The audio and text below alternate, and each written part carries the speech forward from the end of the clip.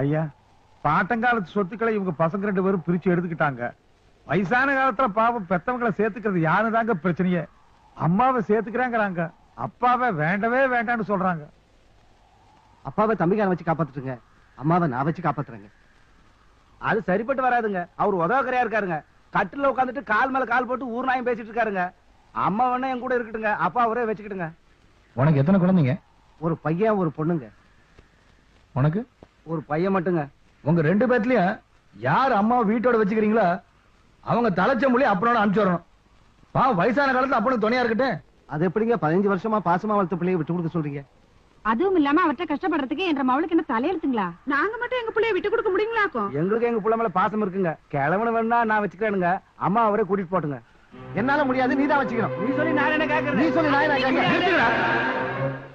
10-15 வருஷமா வளர்த்ததுக்கே பாசம் வளர்த்த பாசம் வாழாடுறீங்களே.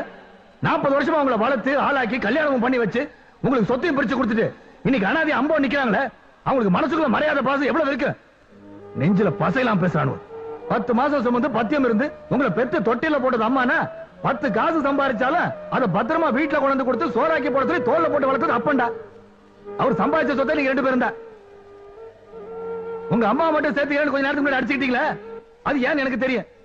உங்க பொண்டாட்டிக்கு சோறாக்கி போடுறதுக்கு பாத்திரம் வளர்க்கறதுக்கு நீங்க பெத்த பிள்ளைய பாத்துக்கிறதுக்கு தான்.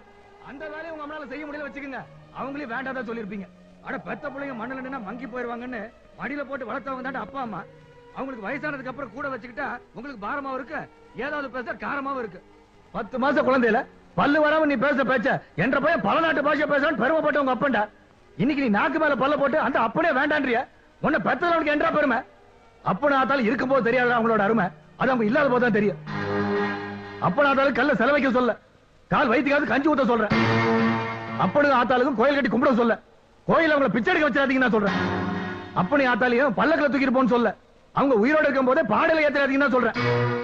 ஆசான் இல்லாத படிப்பு அப்பனாத்தால மறந்தனோட பொழப்பு உருப்பிட்டதா சரித்திரமே இல்லைடா. என்ன மன்னிச்சுங்க ஐயா. எங்களையும் மன்னிச்சிடுங்க ஐயா. மன்னிப்புன்ற மன்னிப்பு உங்க அப்பனி ஆத்தாலையும் சாகர வரைக்கும் உங்களோட பிரிக்காம வச்சிருக்கணும். இது இந்த நாட்டாமையோட தீர்ப்பு.